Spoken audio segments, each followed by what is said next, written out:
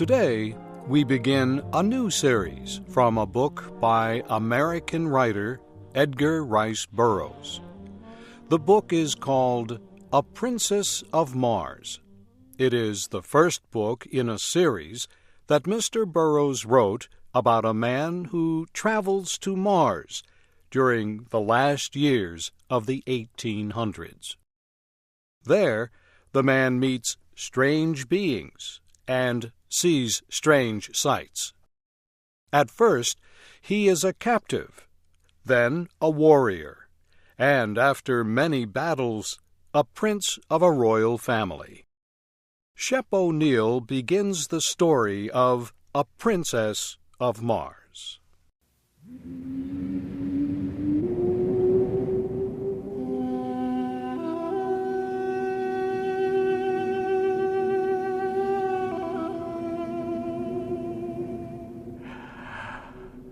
I am a very old man.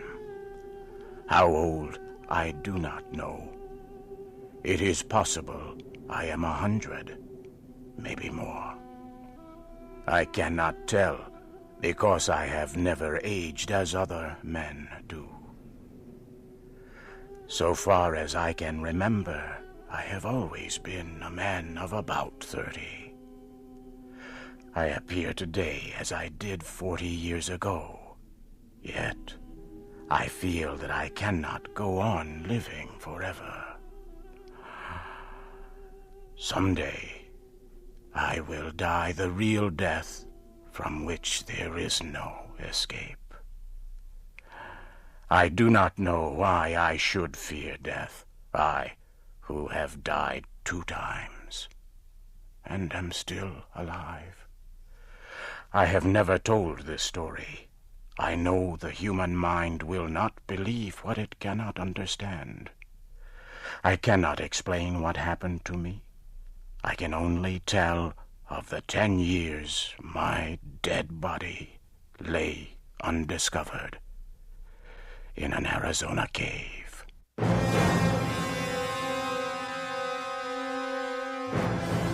My name is John Carter. I am from the state of Virginia. At the close of the Civil War, I found myself without a home, without money, and without work. I decided the best plan was to search for gold in the great deserts of the American Southwest. I spent almost a year searching for gold with another former soldier, Captain James Powell, also of Virginia. We were extremely lucky. In the winter of 1865, we found rocks that held gold. Powell was trained as a mining engineer. He said we had uncovered over $1 million worth of gold in only 3 months. But the work was slow, with only 2 men and not much equipment. So we decided Powell should go to the nearest settlement to seek equipment and men to help us with the work. On March 3rd, 1866, Powell said goodbye. He rode his horse down the mountain toward the valley. I followed his progress for several hours. The morning Powell left was like all mornings in the deserts of the great Southwest, clear and beautiful. Not much later, I looked across the valley. I was surprised to see 3 riders in the same place where I had last seen my friend. After watching for some time, I decided the 3 riders must be hostile Indians. Powell, I knew, was well armed and an experienced soldier, but I knew he would need my aid. I found my weapons, placed a saddle on my horse, and started as fast as possible down the trail taken by Powell. I followed as quickly as I could until dark. About 9 o'clock, the moon became very bright. I had no difficulty following Powell's trail. I soon found the trail left by the 3 riders following Powell. I knew they were Indians. I was sure they wanted to capture Powell. Suddenly I heard shots far ahead of me. I hurried ahead as fast as I could. Soon I came to a small camp. Several hundred Apache Indians were in the center of the camp. I could see Powell on the ground. I did not even think about what to do. I just acted. I pulled out my guns and began shooting. The Apaches were surprised and fled. I forced my horse into the camp and toward Powell. I reached down and pulled him up on the horse by his belt. I urged the horse to greater speed. The Apaches, by now, realized that I was alone and quickly began to follow. We were soon in very rough country. The trail I chose began to rise sharply. It went up and up. I followed the trail for several hundred meters more until I came to the mouth of a large cave. It was almost morning now. I got off my horse and laid Powell on the ground. I tried to give him water, but it was no use. Powell was dead. I laid his body down and continued to the cave. I began to explore the cave. I was looking for a safe place to defend myself, or perhaps for a way out, but I became very sleepy. It was a pleasant feeling. My body became extremely heavy. I had trouble moving. Soon I had to lay down against the side of the cave. For some reason, I could not move my arms or legs.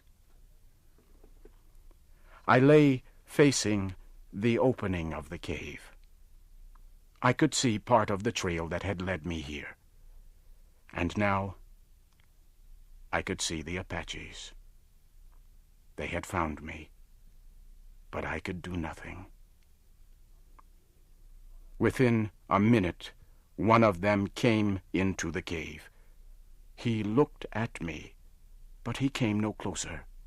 His eyes grew wide. His mouth opened. He had a look of terror on his face. He looked behind me for a moment and then fled.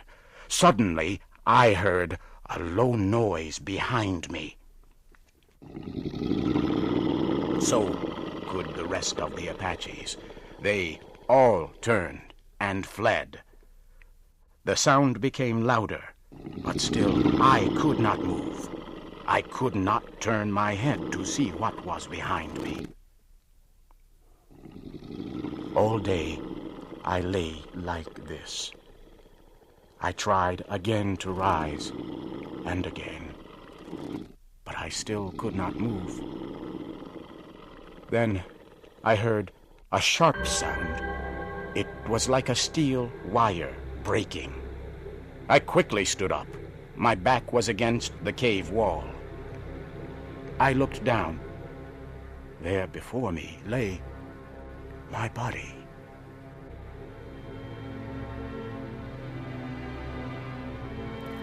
For a few moments, I stood looking at my body. I could not bring myself to touch it.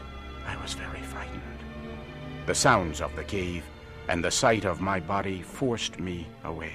I slowly backed to the opening of the cave.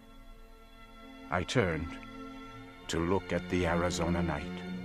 I could see 1,000 stars. As I stood there, I turned my eyes to a large red star. I could not stop looking at it. It was Mars, the red planet, the red god of war. It seemed to pull me near. Then, For a moment, I closed my eyes. There was an instant of extreme cold and total darkness. Suddenly, I was in deep, dreamless, peaceful sleep.